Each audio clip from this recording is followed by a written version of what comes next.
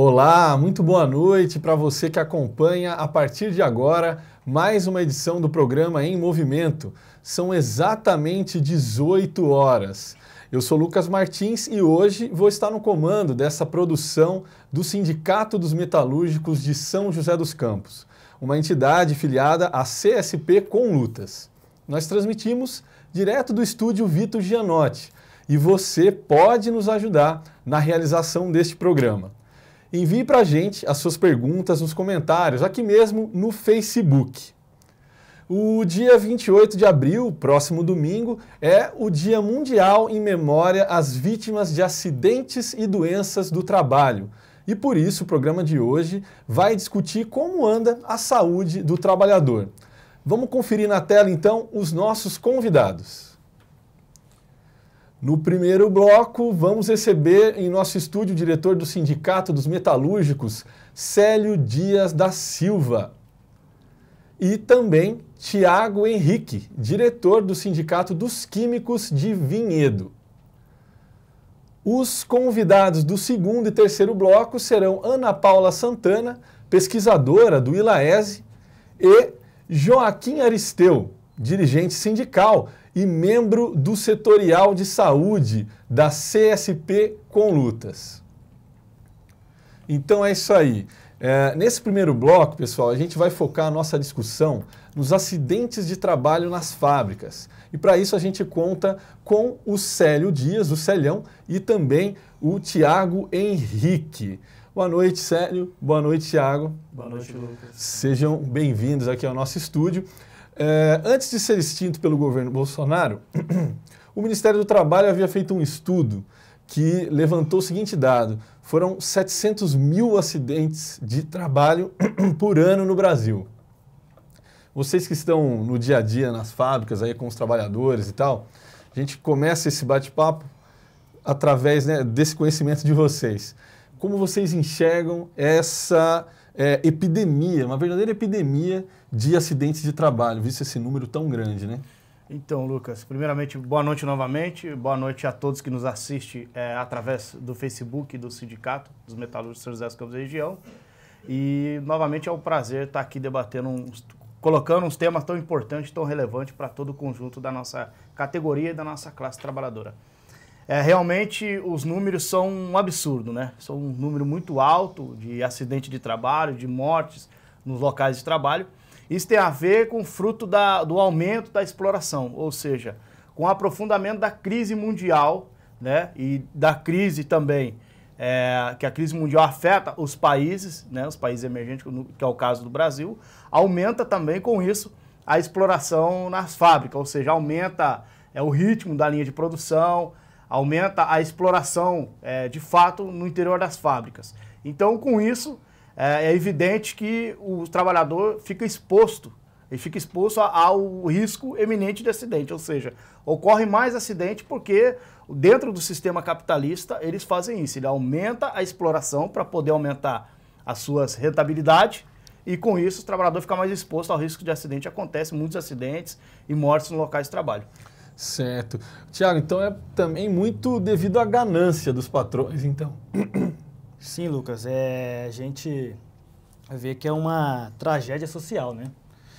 A gente se tratando, eu vou falar da realidade de Vinhedo, a gente falando de Vinhedo, o perfil das indústrias lá na nossa região lá não é tão mortal, só que tem muitos trabalhadores lesionados e com incapacidade de trabalho. E é uma situação que nos deixa preocupado, pelo motivo que o trabalhador vende sua força de trabalho e depois ainda deixa sua saúde no local de trabalho. Então a gente acende essa luz vermelha para a gente aí de tem que tomar uma postura e a gente vê que o governo cada vez mais vem atacando os direitos dos trabalhadores. Então é um número alarmante para a gente. Certo. Tiago, na visão, Tiago e Célio também, né? Na visão de vocês, né? São categorias diferentes, né? Estamos falando de químicos, também metalúrgicos. Então, às vezes pode variar, né? Quais são os fatores assim de risco mais presente nas fábricas em que vocês atuam? Pode começar agora com o Tiago, né? No caso da nossa categoria lá, repetitividade no trabalho, né? E também não tem uma falta de ergonomia adequada para os trabalhadores também. E não podemos também deixar de falar do peso, tipo assim, é um serviço penoso. A gente tem uma categoria, um setor da nossa categoria lá que é abrasivos. Então é uma categoria onde o serviço é muito pesado de impacto, então deixa muita sequela para os trabalhadores. Certo. Você falou, Thiago, de falta ergonomia, né? Às vezes, para o pessoal que está assistindo a gente, fica uma palavra meio estranha, assim. O que significa isso? Qual que é a principal causa? Quando falta ergonomia, qual que é o problema? Não tem... a empresa só pensa no lucro, não é? Então, acontece o quê? A empresa não dá maneiras adequadas para o trabalhador trabalhar. Então, é uma máquina sem nenhum, a gente pode dizer, sem nenhum sistema adequado para os trabalhadores, e isso causa uma doença a longo prazo.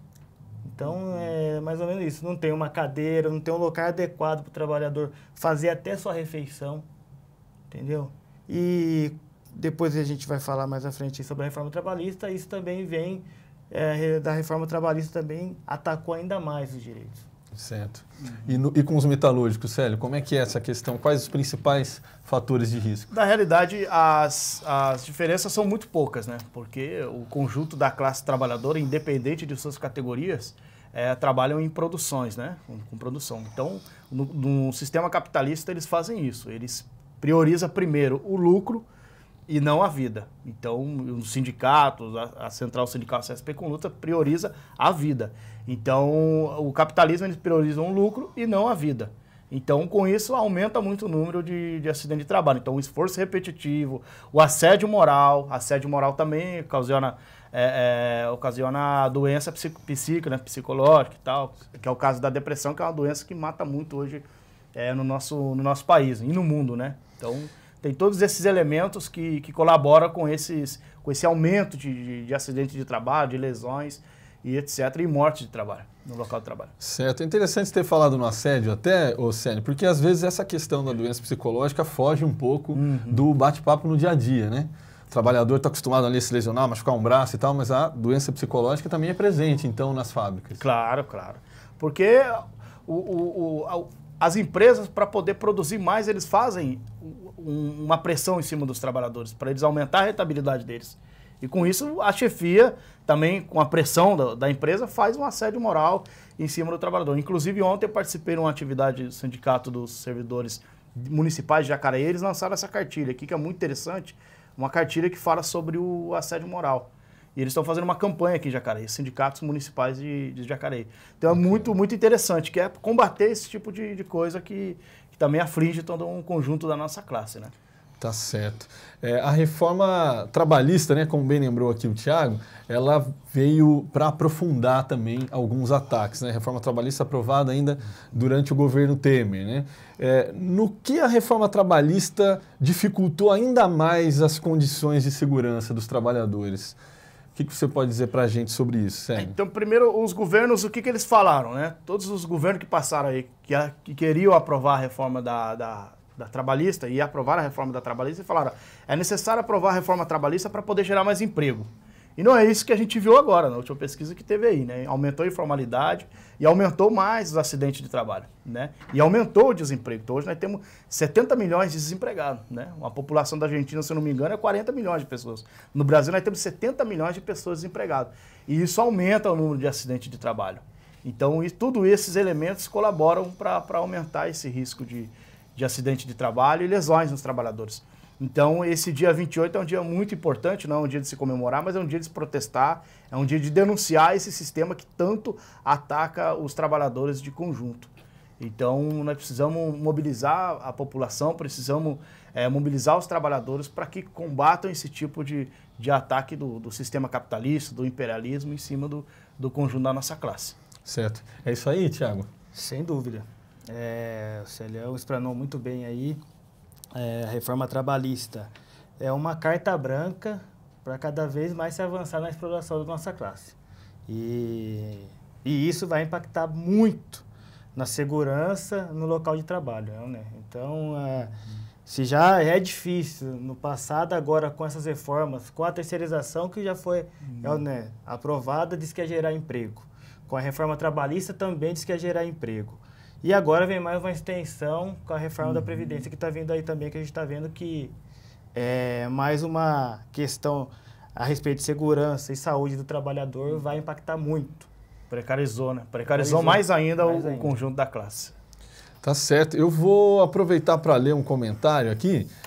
As pessoas já estão começando a participar aqui do nosso bate-papo também. Agradeço a participação de todo mundo, né, que está enviando aí as perguntas, os comentários.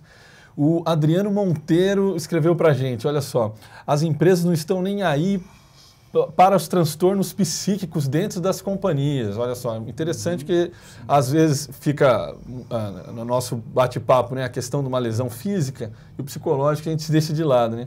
E aqui ele segue comentando aqui, inclusive nem o INSS tem transtornos psiquiátricos no rol de doenças, olha só, muito bacana. Obrigado aí, então a participação aí do Adriano. Eu vou aqui continuar aqui contigo, Célio, porque como eu falei, né, no próximo domingo, tem aí o dia 28, né, em memória desses trabalhadores que foram vítimas de acidentes de trabalho, vítimas de doenças laborais também.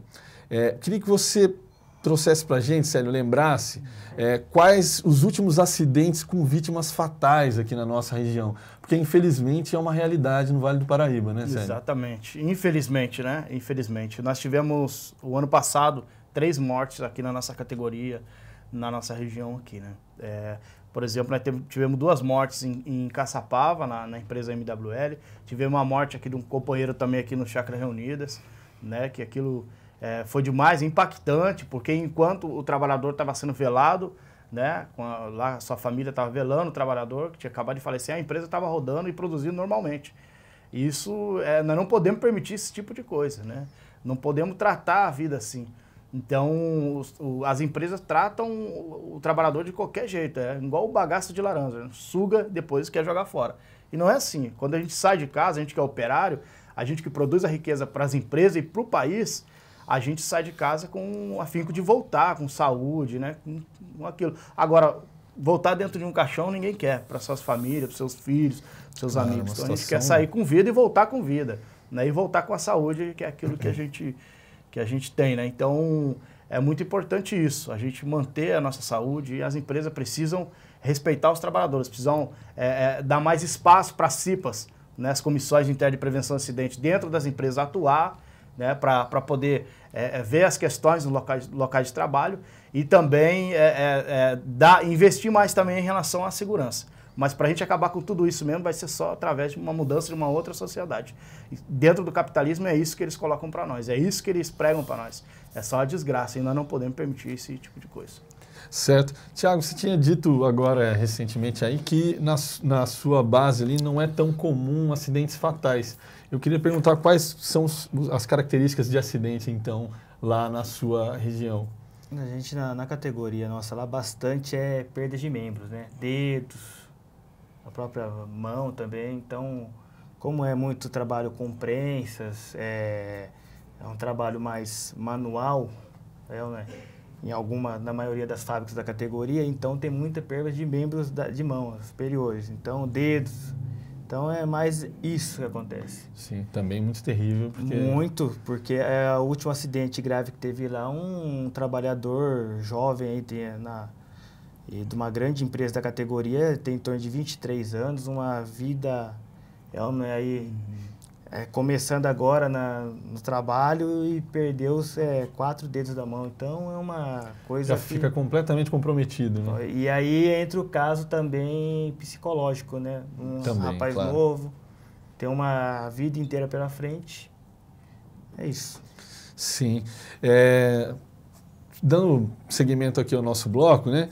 E antes de encerrá-lo, na próxima quarta-feira eu acho que a gente está falando que a saída é a luta, né? Acho que a próxima quarta-feira vai ser um bom dia de luta, porque tem o nosso 1º de maio, né? O dia de luta do trabalhador, né?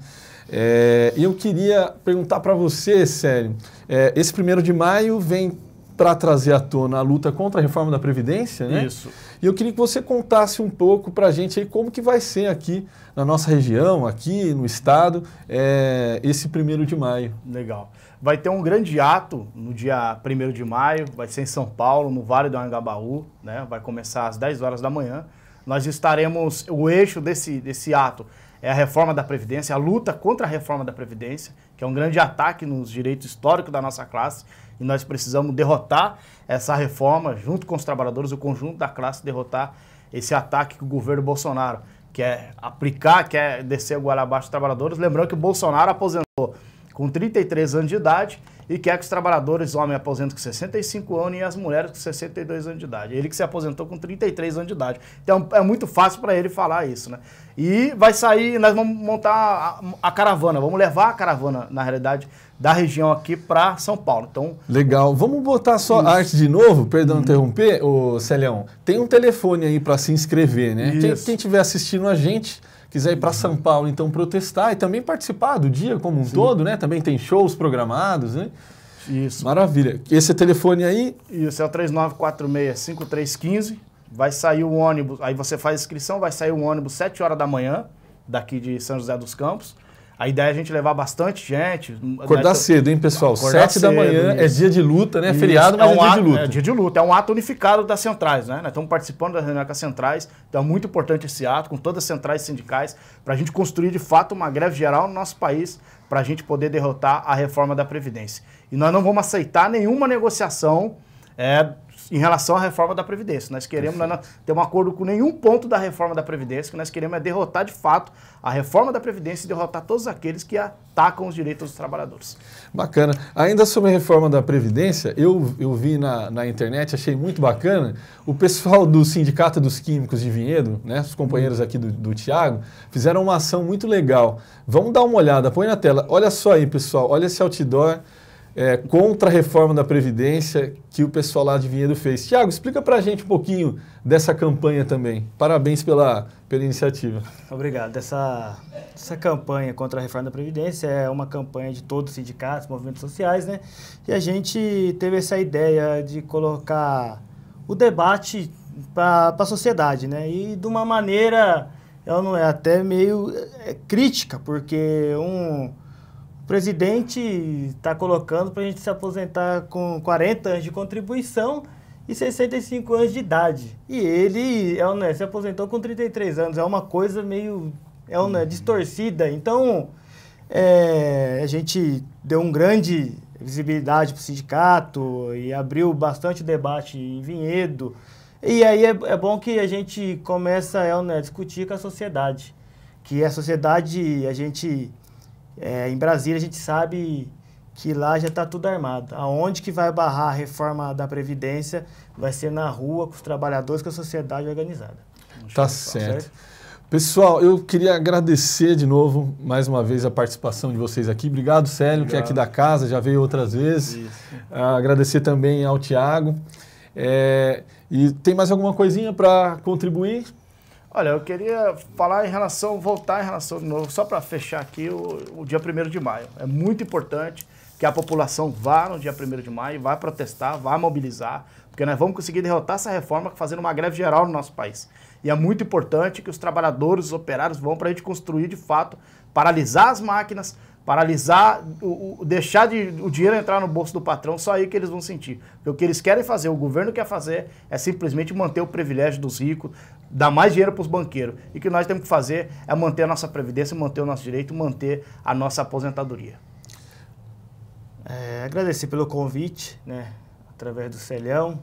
A gente está aqui debatendo, conversando, trocando um pouco de ideia e experiência também. Acho que é a primeira vez que eu estou num programa desse assim. E dizer que o 1º de maio é dia de luta. E mais uma vez reforçando, quem vai barrar essa reforma da Previdência vai ser os trabalhadores da sociedade organizada. Muito obrigado a todos. Tá certo. Pessoal, então agora a gente vai para um rápido intervalo e na volta a gente continua a discussão sobre a saúde e a segurança dos trabalhadores. Fica com a gente.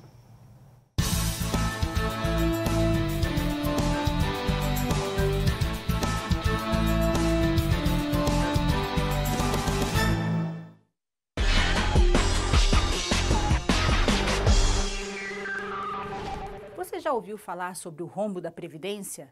Botar no plano a reforma da Previdência, nós passarmos dar um corte até o final de 2022.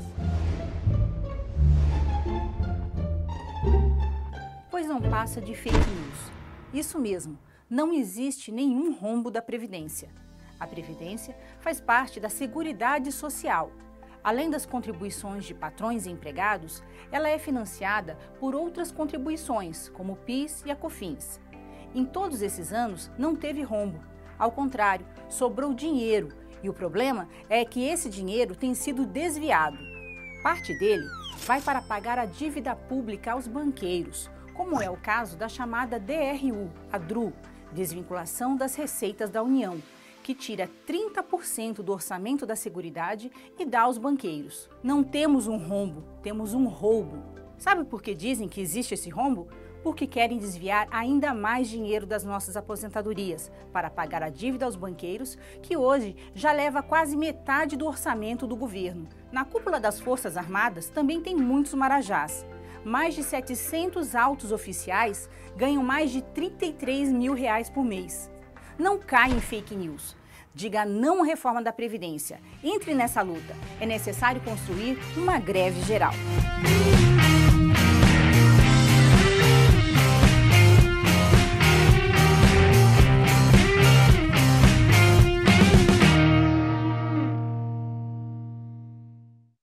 Em 2019, os metalúrgicos e metalúrgicas de São José dos Campos vão ganhar uma casa nova. A sede do sindicato está sendo reformada e as obras estão a todo vapor. É a diretoria do sindicato trabalhando para melhor atender os sócios e sócias da entidade. Por isso, se você ainda não é sindicalizado, venha fortalecer o seu time, fique sócio do nosso sindicato.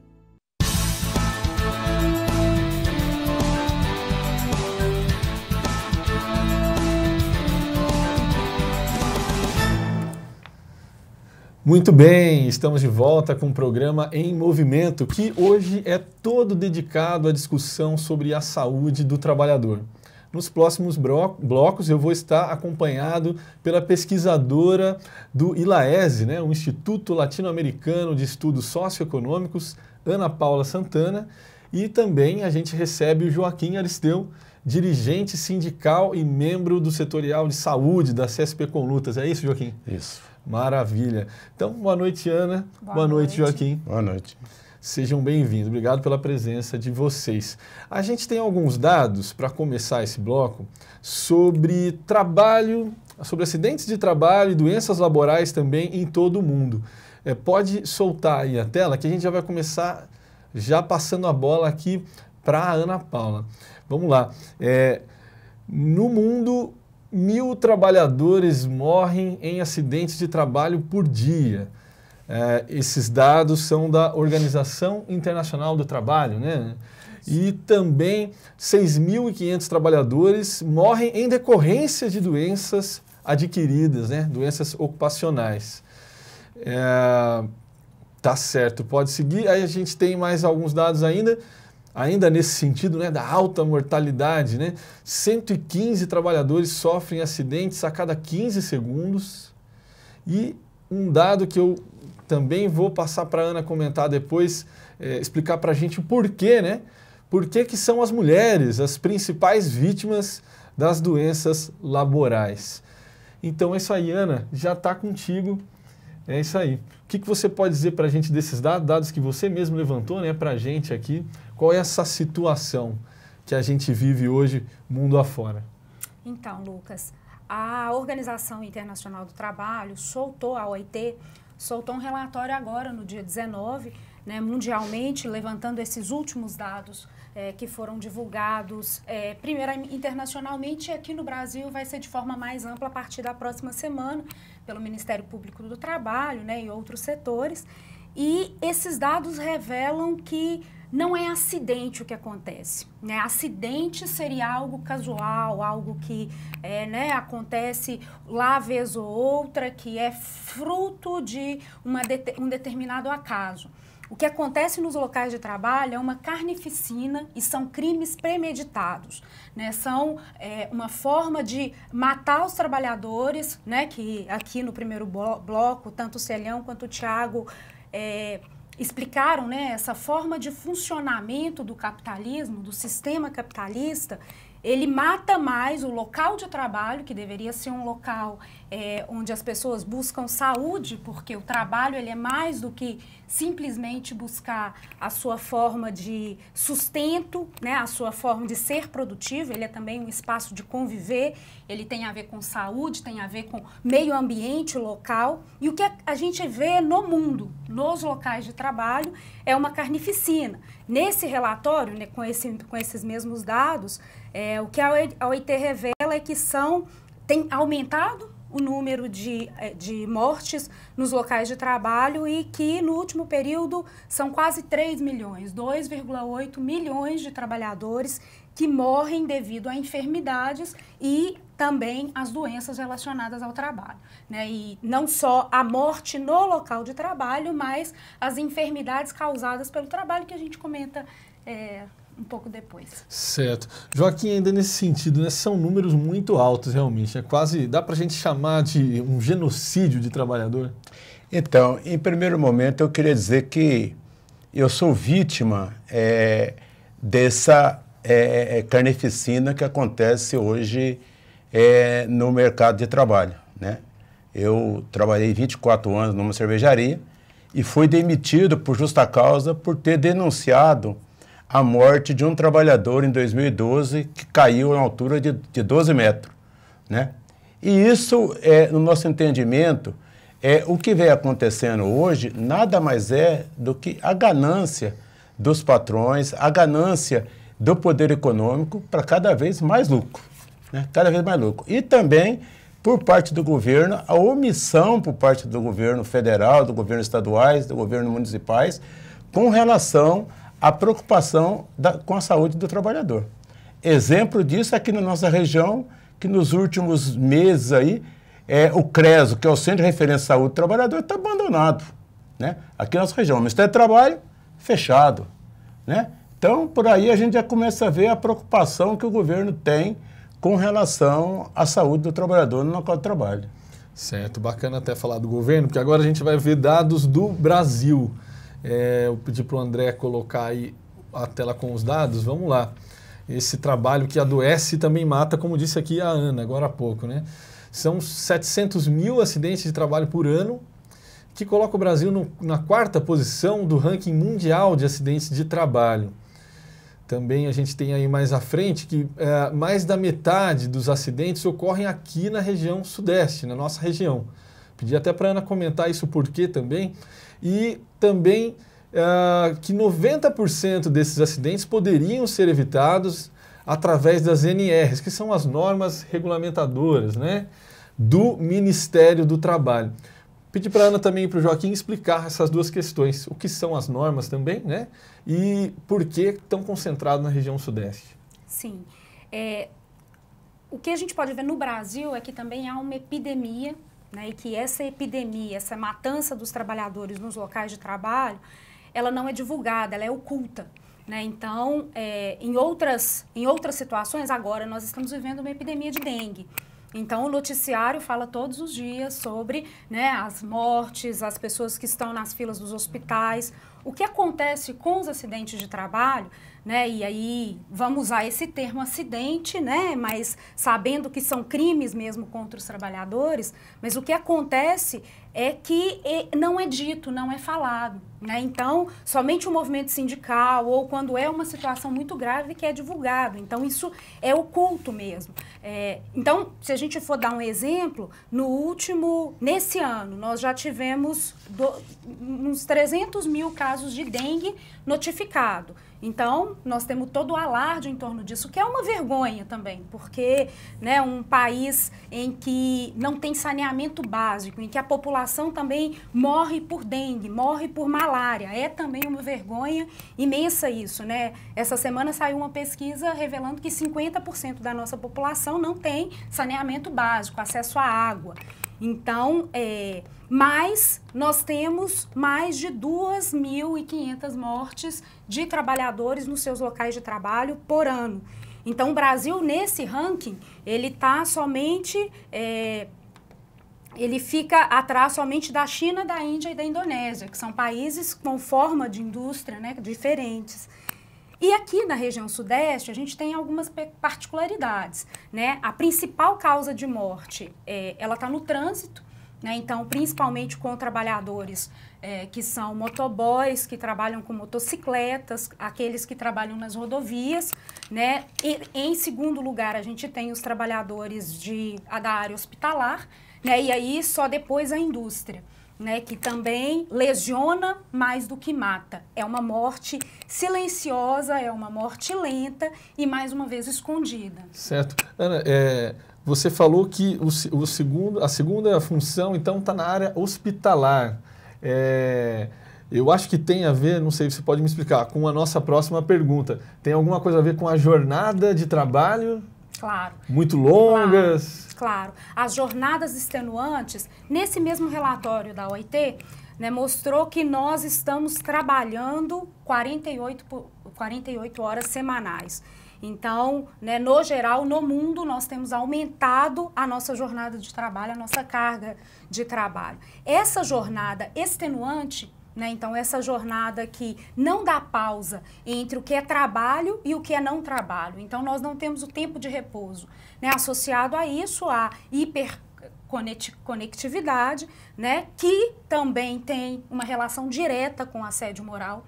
Né? Então, muitas pessoas trabalham de forma permanente também por uma questão de assédio, né? Então, precisam estar conectadas o tempo inteiro, fazer hora extra o tempo inteiro. Né? Na área hospitalar, que são plantões, na maioria dos lugares, são plantões 12/36, o salário dos trabalhadores não é o suficiente para que eles sobrevivam.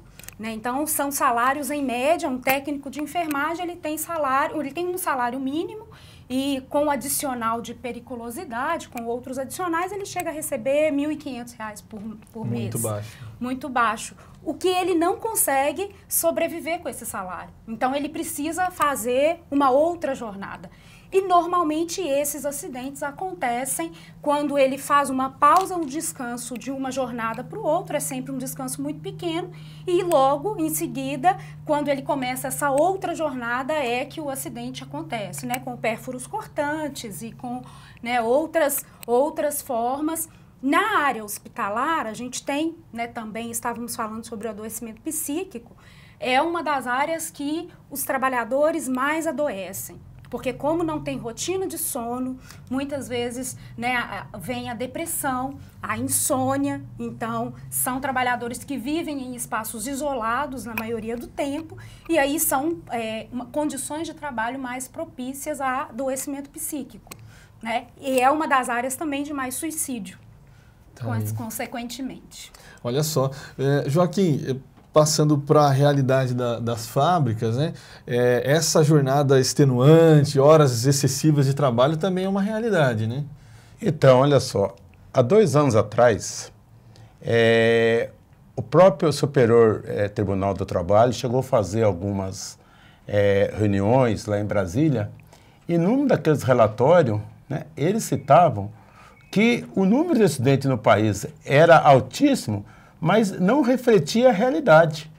Eles reconhecem que existe a subnotificação, que são as empresas que não notificam os acidentes que acontecem dentro das empresas. Na prática, quer dizer, então, que já é muito o número de acidentes, mas ainda é muito maior no caso, porque são muitos que não notificam. Isso. Não é contabilizado, né? Isso. E para nós que militamos dentro do setorial da CESP com lutas, é importante porque nós conversamos, dialogamos, nós temos uma reunião do setorial sobre saúde do trabalhador de 2 em 2 meses. Né? Eu sou um dos coordenadores, junto com o companheiro Jordano de Minas Gerais e o companheiro Euler, que até então, antes de assumir a presença do sindicato.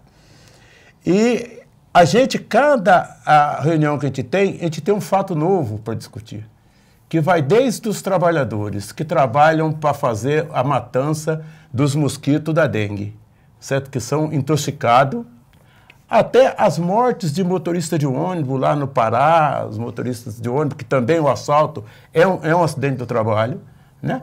Como nas mortes dentro da empresa. A CSP Conluta, uma central ainda nova, uma criança, nós já temos mais de 100 mortes de trabalhadores dentro do arco de atuação da CSP Conlutas, certo? Nós, aqui na nossa região, nós tivemos acidentes gravíssimos, como aconteceu na cervejaria Heineken, onde 4 trabalhadores vieram a morrer por uma explosão. Tivemos acidentes gravíssimos no setor público, nos servidores municipais de Jacareí, na construção civil, aí na estrada, cada mês está morrendo um. Ou seja, o número de acidentes cada dia cresce mais e a tendência, no nosso entendimento, com a reforma trabalhista e com o fechamento do Ministério do Trabalho, com a falta de fiscalização, também com tudo aquilo que o governo está mexendo na legislação, mais a ganância dos patrões para aumentar os seus lucros, esse número de acidentes, a tendência é crescer e muito. E nós estamos vigilantes com relação a isso, né? Eu fico muito feliz, às vezes alguém pergunta o que um senhor já aposentado faz no setorial de saúde do trabalhador. Eu vivi meus mais de 30 anos no movimento sindical discutindo saúde do trabalhador. E depois eu fui, junto com outros companheiros, organizar o setorial de saúde da CSP Conlutas. Já realizamos 3 encontros, né? 3 encontros nacionais, um, inclusive, foi aqui em São José dos Campos, né? Estamos avançando na discussão com relação à saúde do trabalhador. Dentro da CSP Conluta hoje, já pode dizer que o dia 28 de abril é um dia de luta, porque vários sindicatos estão nos seus locais de trabalho nesse momento, distribuindo seu material, conversando com os trabalhadores. E eu acho que só isso, não dá nem para dizer só isso, mas tudo isso já gratifica todo esse tempo que a gente dedicou para esta luta, que é uma luta muito árdua de todos os dirigentes e todos os trabalhadores. Tá certo. A gente está aqui encaminhando já para o final desse segundo bloco. No terceiro a gente está de volta aqui com a Ana e com o Joaquim, mas tem uma pergunta aqui do internauta que a gente pode tentar responder ela agora. O Francisco Oliver Gato aqui elogia o programa, primeiramente, muito bom esse programa, e ele pergunta o que os sindicatos podem fazer para ajudar o trabalhador que sofre um acidente dentro da fábrica. Eu sei que são muitas coisas. Podemos falar algumas agora, depois, quem sabe, retomar no próximo bloco também? Pode. Sim, eu só rapidamente, né, o sindicato ele é um instrumento muito importante, porque normalmente quando o trabalhador adoece, ele não percebe ou ele resiste à questão do adoecimento, porque todo o sistema ele é feito para que o trabalhador se sinta culpado. Ele é o culpado pelo acidente, ele é culpado pela lesão. Então, normalmente, ele não percebe, ele não é a primeira pessoa a se afastar do ambiente de trabalho ou do agente que está causando adoecimento, né? Assim como situações de risco, na maioria das vezes, os trabalhadores demoram para perceber a situação de risco porque há uma ideologia de produtividade, que quem se afasta do trabalho é incapaz, né? Então, o sindicato, juntamente com as CIPAs, são instrumentos importantíssimos para levar essa conscientização aos trabalhadores e para organizar os trabalhadores também diante dessa questão, para que os trabalhadores entendam que, primeiro, a culpa do adoecimento não é dele, não é ele que é incapaz, né, de seguir trabalhando, que o sistema, que a empresa, que o patrão é que faz toda essa logística, né, para adoecer os trabalhadores e que é necessário resistir. E aí são várias formas, fazer a CAT, a comunicação de acidente, né, ter acompanhamento médico, guardar todas as documentações, ter acompanhamento do sindicato, do próprio sindicato, né, e seguir esse processo de organização junto com os outros trabalhadores. Certo. Eu vou chamar um intervalo agora, aí no próximo bloco a gente pode falar mais sobre CAT, CIPA, são assuntos muito importantes ainda sobre o dia. Tá, ok? Então vamos lá. Na volta a gente continua esse bate-papo. Fica com a gente, daqui a pouco tem mais.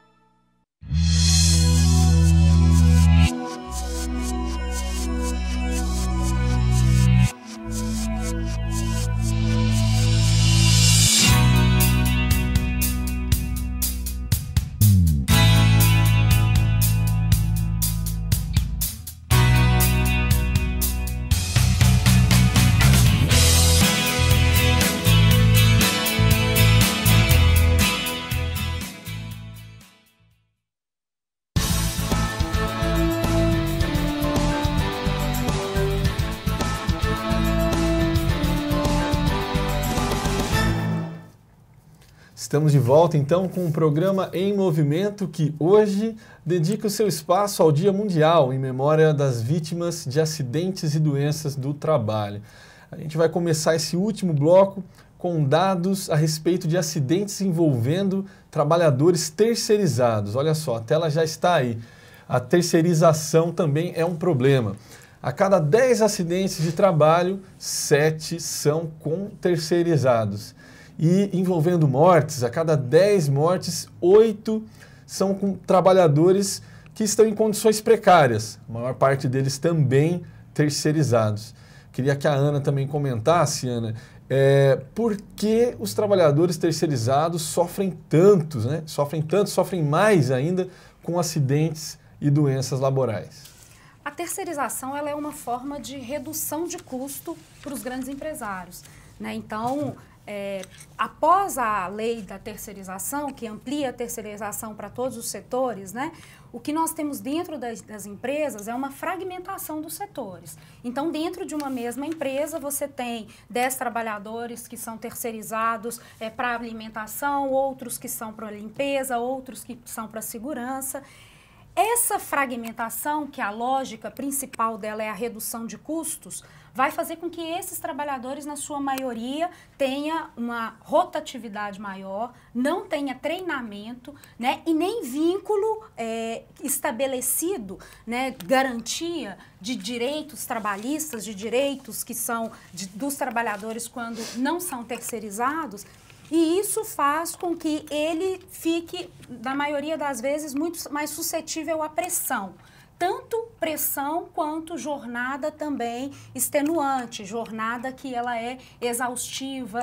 Então, esses trabalhadores terceirizados, eles ficam, de certa maneira, mais expostos, né? E de certa maneira, o que acontece? Alguns setores, né, inclusive essa última pesquisa mostra que no setor elétrico, onde os trabalhadores precisavam ter um pouco mais de treino, precisavam ter um pouco mais não, ele precisa ter treinamento, estávamos falando antes das normas regulamentadoras, né, nós temos hoje no nosso país uma legislação trabalhista que tem normas regulamentadoras para quase todas as atividades, né? E todas as atividades têm formas de atuação que precisam ser cumpridas com determinados padrões para garantir a segurança dos trabalhadores nos seus locais de trabalho.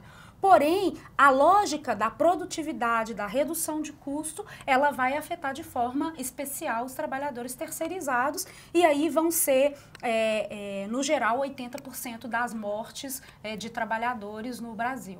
Certo, é um número muito alto. Inclusive, o acidente que o Boca mencionou, né, o Joaquim mencionou, na Heineken foram com trabalhadores terceirizados também, né, Joaquim?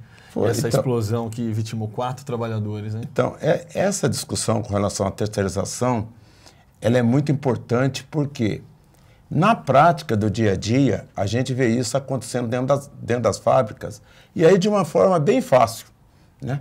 O terceirizado é aquele que não pode usar a mesma enfermaria do trabalhador da fábrica, ele não tem a mesma CIPA da fábrica que organiza, que fiscaliza os acidentes, ele não tem o mesmo tratamento por parte da chefia, ou seja, ele é colocado como um segundo ser dentro de uma planta de uma empresa, né? E na Heineken, esses 4 trabalhadores que vieram a falecer numa explosão eram terceirizados. Na Ambev, a morte do eletricista em 2012 era terceirizado. Na maioria dos acidentes que a gente tem acompanhado na nossa região, são com trabalhadores terceirizados, porque é onde o patrão ganha mais e gasta menos, certo? É com aquele trabalhador ali que ele não tem que se preocupar de fornecer os mesmos EPIs, de ter as mesmas condições de segurança dentro da fábrica, certo? Então, nesse sentido, nós entendemos que com a política da terceirização implementada no governo Temer, a tendência é que esse número de acidentes ele cresça de uma forma assustadora. Nós entendemos que isso, a tendência é aumentar ainda mais, né? Porque a exploração, não só com relação ao salário, aos direitos, aos benefícios, mas também da forma de tratamento da organização para evitar o acidente dentro das fábricas. Certo, Joaquim. A gente comentou no bloco, no primeiro bloco, sobre a reforma da Previdência, que avançou aí um degrau aí nessa última semana, né, com a aprovação na CCJ.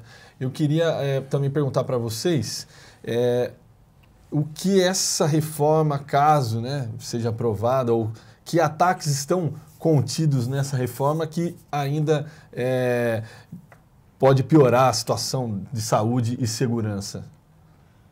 Uma questão importante que nós já comentamos, a reforma trabalhista, ela já piorou muito as condições de saúde e segurança dos trabalhadores, né? Então, a aprovação da lei da terceirização, a precarização das condições com trabalho informal, jornada intermitente, né? O aumento da jornada. O aumento da jornada, né? Toda essa situação que nós tivemos no ano anterior, ela já aumentou, inclusive todos os números mostram um aumento do índice de acidentes que são comunicados, né, que são notificados. Com a reforma da Previdência, nós temos alguns problemas que são sérios. Primeiro, o trabalho insalubre, que é quem exerce o trabalho em local prejudicial à saúde.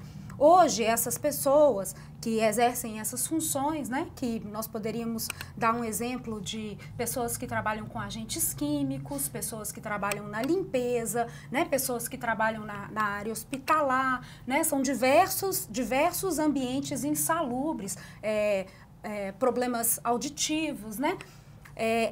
Hoje, essas pessoas podem se aposentar, dependendo do grau de insalubridade do local, com 15, 20 ou 25 anos de contribuição.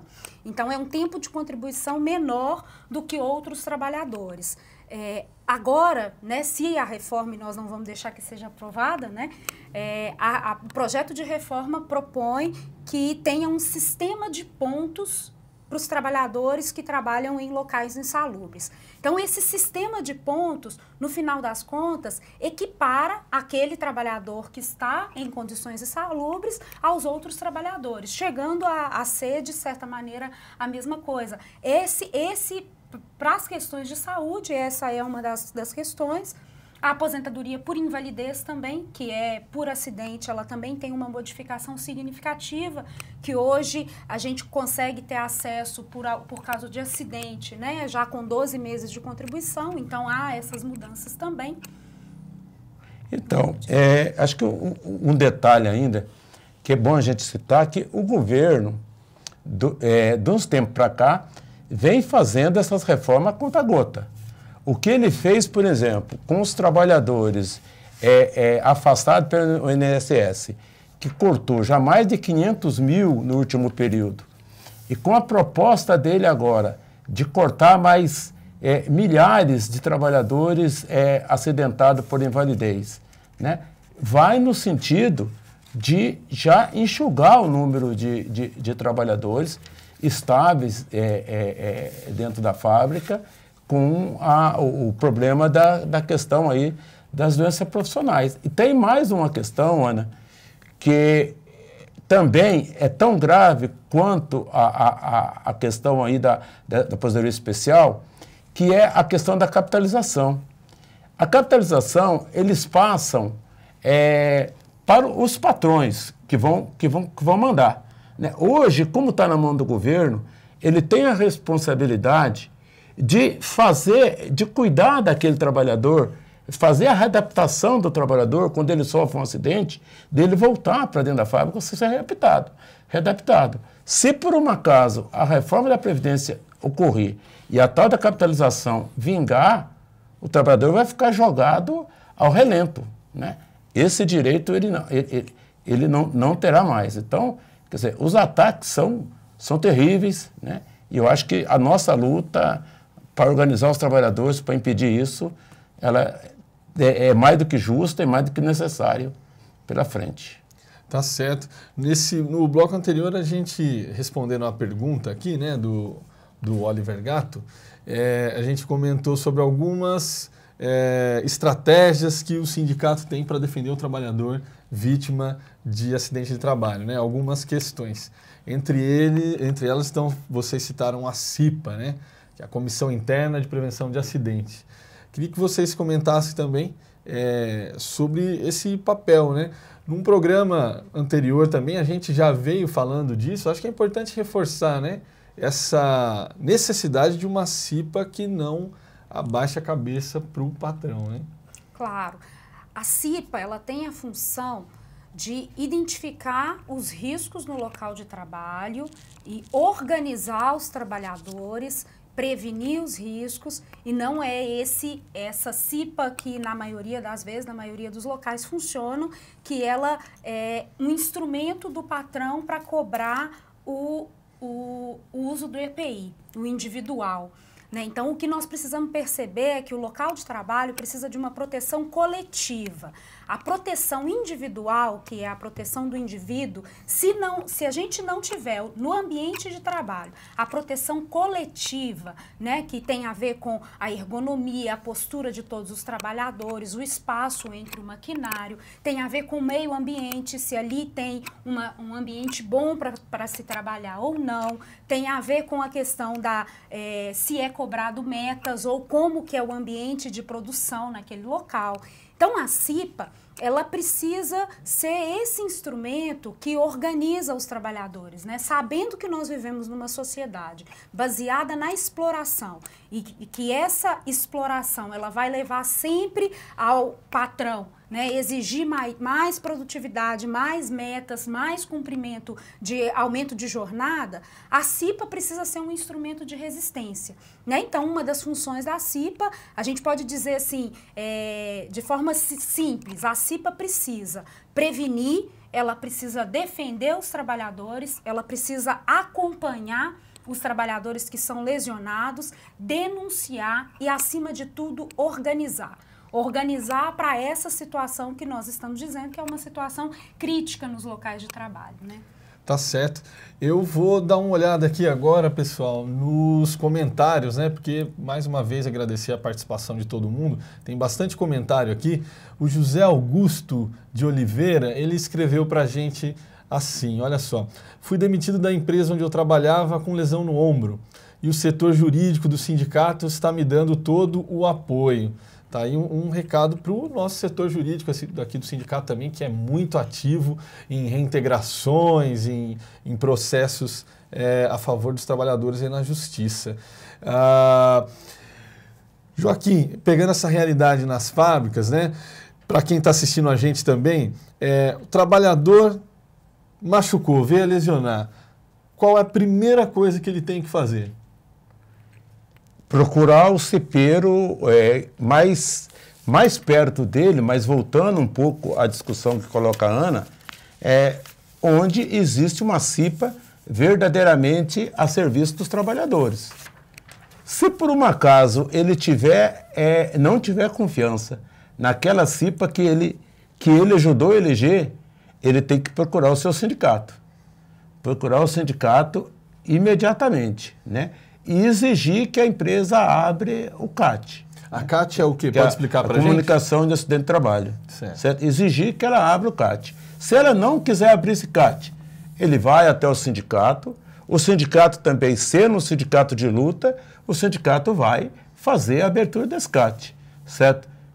Se o sindicato não for de luta, for um sindicato que come na mão da empresa, ele pode procurar um advogado ou pode procurar um centro de referência, como aqui em São José, até alguns anos atrás, o CRESO cumpria esse papel, vai lá, você abre a CAT e você depois tem todo um desenrolar que ele consegue garantir que aquele acidente ou aquela doença foi contraída no local de trabalho.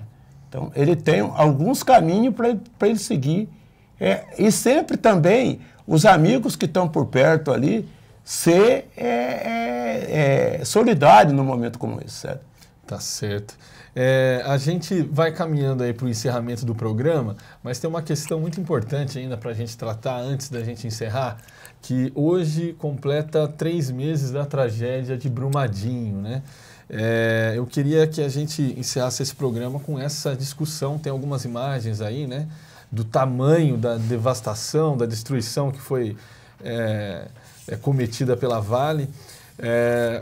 Ana e Joaquim também, o que vocês podem dizer sobre essa tragédia que foi considerado o maior acidente de trabalho do Brasil, né, em toda a história, né? Não só do Brasil, é o maior acidente de trabalho no mundo na última década.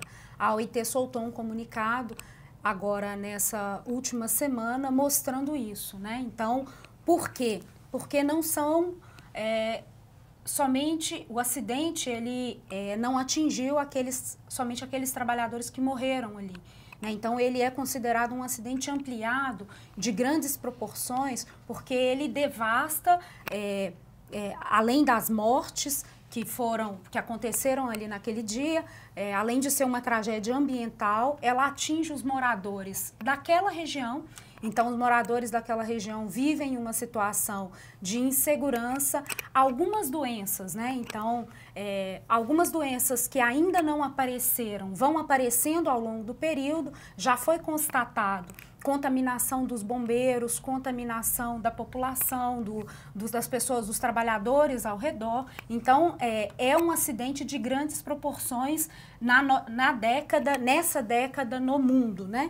E a população ali do entorno, ela tem sofrido as consequências. Aqueles que perderam seus familiares têm tido dificuldade de acesso à aposentadoria, à indenização. É tão cruel, né, que a Vale ela tem um cálculo, e o Ministério Público, nessa questão das indenizações, mostrou esse cálculo de quanto vale cada vida, né? E quanto vale cada vida, inclusive para as próximas barragens, que são mais de 5 barragens, onde a população toda também não sabe como agir, não sabe o que vai acontecer, né? Então vive uma situação de trauma e trauma coletivo, né? Trauma, além de outras doenças que vão acarretar, né? Nós já temos constatado um trauma coletivo para a região e para os outros locais também, onde tem minas da Vale funcionando.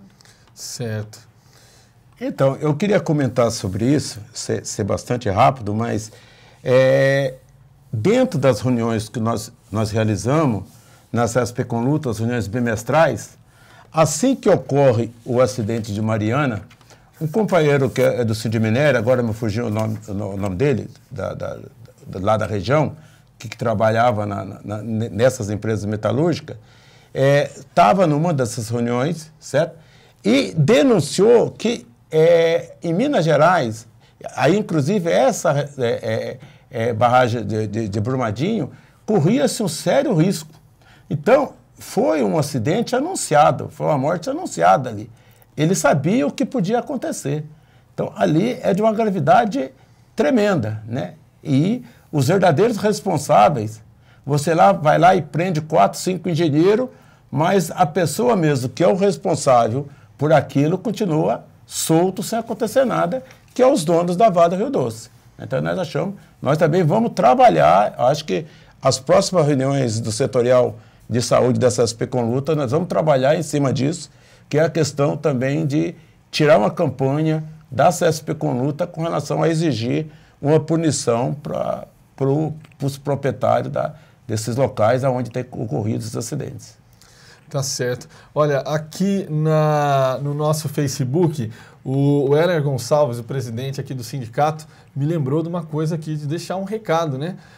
Para o trabalhador que está assistindo, qualquer dúvida em relação a alguma questão de saúde, um acidente, por favor, procurem o departamento jurídico do sindicato. Lá você vai ter toda a atenção para saber que passo tomar a partir desse acidente que ocorreu contigo na fábrica. Então, é só procurar o sindicato que você vai ter um atendimento excelente por lá. O nosso programa está chegando ao fim. Eu gostaria de agradecer a presença do Joaquim na noite de hoje, também da Ana. Muito obrigado pela participação de vocês. Uma boa noite também. Boa noite. Eu só queria aproveitar para fazer uma propaganda aqui da nossa cartilha da SPConlutas. O que tem nessa cartilha, Joaquim? Explica para a gente. Essa cartilha, ela explica desde como organizar uma CIPA, toda essa discussão que nós fizemos aqui. Pode mostrar para a câmera ali? Toda essa discussão que nós fizemos sobre saúde do trabalhador. É uma cartilha elaborada depois de 3 encontros que a CSP Coluta realizou sobre saúde do trabalhador, que seria de muito bom grado para a pessoa que queira aprofundar um pouco com relação à saúde do trabalhador. E quem tiver interessado, ele pode conseguir essa cartilha? Tem como pegar na internet, com os sindicatos? Tem na internet, na página da CSP Coluta, mas eu acredito, fazer uma propaganda da casa alheia, eu acredito que na Secretaria de Saúde dos Sindicatos Metalúrgicos tenha várias delas, que inclusive nós também, pela alimentação, por outros sindicatos, fizemos uma parceria na época e construímos a divulgação da cartilha por lá. Legal, bacana, maravilha. Joaquim, boa noite, muito obrigado também. Boa noite para todos que assistiram o programa. E esse é um debate que a gente segue, não é só nessa semana, né? Nós precisamos seguir, acompanhar e debater, formar as CIPAs, formar os trabalhadores para que compreendam essa epidemia oculta que há nos locais de trabalho, para que a gente aumente as formas de prevenção e organização dos trabalhadores diante desses acidentes e crimes, né, que acontecem nos locais de trabalho. Tá certo, tá aí o recado. Eu também queria agradecer da mesma forma a nossa equipe de produção aqui que fez esse programa e também você que nos acompanhou pela internet. Então fica assim, a gente tem um novo encontro marcado já na próxima quinta-feira às 18 horas. Até a próxima!